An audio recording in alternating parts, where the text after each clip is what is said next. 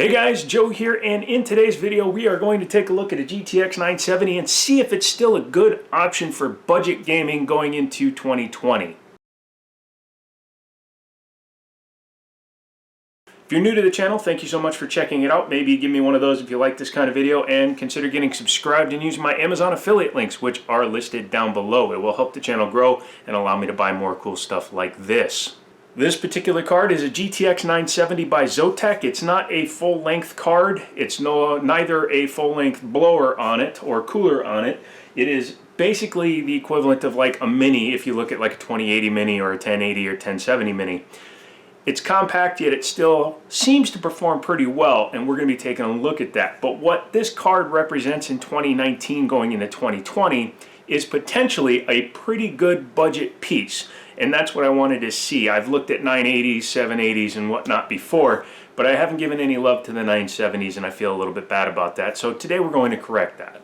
For those of you not familiar with the 970 line, there was a little bit of a conspiracy or outcry when the cards first came out, because while they are listed as having 4 gigabytes of GDDR5 RAM, about half a gig runs at a much slower speed than the rest of the RAM on the card. So technically you're only getting full speed and 3.75 gigabytes or 3.5 to 3.75 gigabytes. The rest is a slower RAM speed. I think it has to do with the way the controller on the actual GPU works. It's annoying, but consider it a 3.5 gigabyte card, even though it is listed as 4 gigabytes on the box. However, that really doesn't matter if you're going to be using it for its designated use case, which is 1080p gaming. You can do some 1440p on this, and I tried it, but I don't really recommend it, especially when it's a low-end card like this one. But you have a really solid 1080p card in my opinion. In fact, let's take a look at the specs of this exact card, and I'm going to read them directly off of Zotac's website because, you know, I prepared ahead and I have that here. And I'll be putting a copy of the specifications right here so you'll see them. But this is the Zotac, it's the MeTac, the Zotac GTX 970. It has 1,664 CUDA cores, 4 gigabytes of GDDR5, about a 256 memory bus, a base clock of 1076 megahertz, and a boost clock of 1216 megahertz, and a memory speed of 7010 megahertz, so 7 gigahertz. All that's pretty standard for the 970s. This one has 2 6-pin connectors, so you will need a power supply. They recommend about a 500 watt power supply, and that's about right. You really shouldn't be running much lower than a 500 watt power supply today anyways. And it does have a 145 watt power draw, so not too terrible. You can probably actually get better power draw using something like a 1060, which is actually, in terms of performance, is usually equated to, or something like a 570 would probably be another one that would be close to the same performance. However, neither of those are going to be as cheap as this card. Now, I got 2 cards. I got the one that's in the system there, and this PNY version with an EK water block, and I got them both for $110, and that included the water block, and that was a pretty good deal until I looked really closely at the water block, and we'll be doing a separate video on this.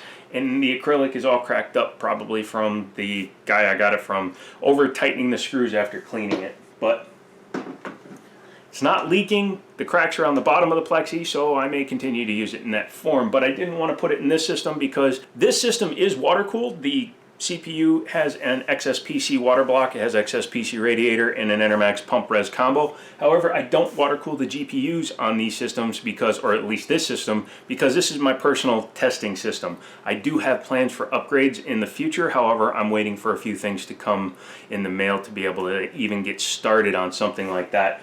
But when that happens, that's actually going to go with a different water cooling setup, and then I'll probably water cool whatever graphics cards I wind up putting in it, and then it will become a secondary computer.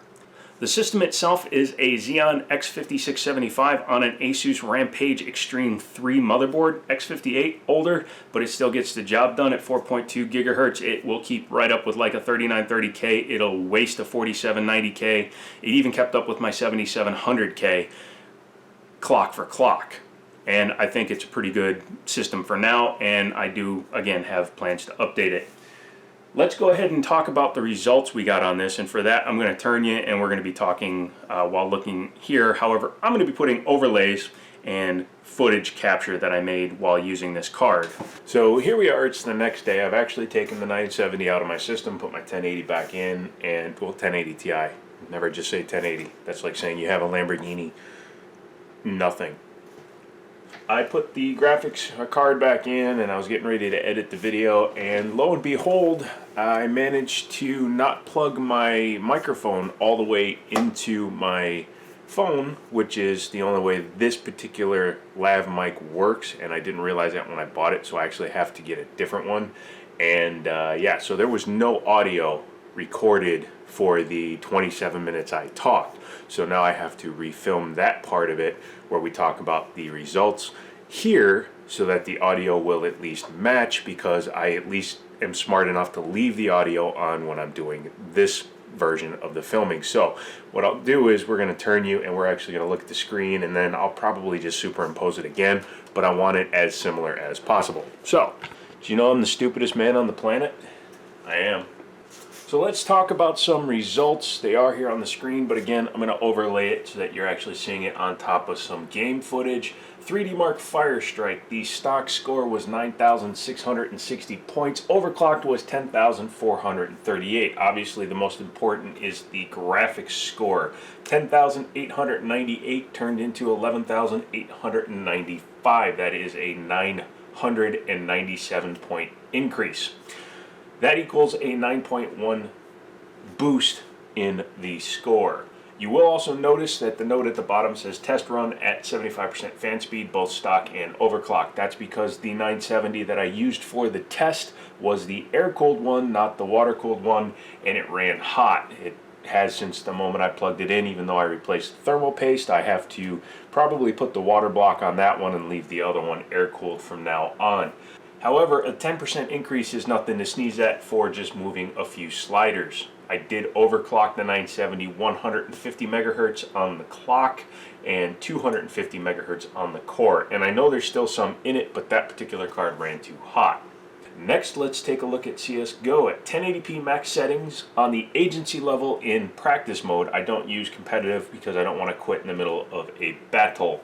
I, at stock, achieved 205.111 FPS. Overclocked, it rose only 9 points to 214.216 FPS. That's barely a 9% increase, but we're over 200 FPS in both cases, so it absolutely is not noticeable unless you're driving a 240 Hz panel, but either way, you're not maxing that panel. If you're running a 144 Hz panel, you're going to max it no problem, and probably need VSync because you're going to get some wicked tearing. Max FPS was 259.222. Overclocked, it was 261.888. Minimums were 134.8 and 147.59 respectively. Again, if you're running a high refresh panel, you are going to have no problems. Moving on to Grand Theft Auto 5 at 1080p max setting. Everything was completely maxed except for motion blur. I think that's stupid, so I always turn it off. At stock, 54.64 frames per second. Overclocked, 59.911 frames per second, so almost 60 FPS, very playable. Max FPS, 68.5. Stock, overclock 72.54, showing that the overclock does in fact matter. Showing that the card is a pretty good card in terms of being able to maintain frame rates. The minimum was only 44 stock and 48.8 while overclocked. The temperature difference was minimal, 69 to 71, resulting in an almost 11% increase. That is pretty darn good. Last game I actually benchmarked was Sniper Ghost Warrior 3 1080p high preset. I did back it down from ultra because it was just kind of bringing the frame rate down just a little bit and introducing a few stutters. But at stock on high preset, 54.67 FPS, overclocked 57.225 FPS, so still very close to 60 FPS. Max frames per second was 74.66, overclocked was 77. Minimum FPS was 38.5, overclocked was 41.1. This game ran the hottest at 71 and 73 Celsius respectively. This was the lowest increase at 4.3%. However, it was probably the hardest game for the system to run. Even on my 1080 Ti at full 1440p, I'm barely breaking 100 FPS in this game. Now, if you look at the bottom, it says testing method 10 times 60-second run averaged out. What I did was I used Fraps, recorded 10 runs of 60 seconds each, averaged out those scores, and that's what I got. I actually run 12 runs each, and then I will throw out the weirdly high or the weirdly low one because those usually represent an anomaly. A note, GTA 5, you can't do it with the benchmark because the scenes are too short, and it will throw up a 260 FPS max automatically because that's what the game hits between screens when it's running the canned benchmark. Now, I don't benchmark 15, 20 games like Gamers Nexus or Hardware Unboxed does. If you want to see those scores for them guys, I'm sure they have charts out the wazoo. I just wanted to give you a good example of what the 970 is capable of today. And as you saw from the results, it's actually a pretty capable card still. In fact, it will do 1440p, but I just didn't want to hamper the card more than it should be because, let's face it, in today's market, and at the price point that you can expect to pay for a 970, I think 1080p is its sweet spot. You get the most bang for your buck there because you could get a 1650 or a 580 if you want to run some, slightly more detailed games. The biggest detriment is the 3.5 gigs of available VRAM that's fast and the half a gig of hampering RAM. That's about it. If you like this style of graph, let me know. I'll continue doing it. I've also done just the basic bar overlays before. I'm just trying different stuff. I want to see what works. If you like the video, give it a thumbs up, leave me a comment, use my Amazon affiliate link, and come back for more videos. I have a few more cards that I'm testing, and I'll keep putting up these. They do take a while to do because I need to benchmark all the stuff, but I'm having fun doing it, so I'll continue to do that. So yeah, I'm out of here. Until next time. I'll talk to you later.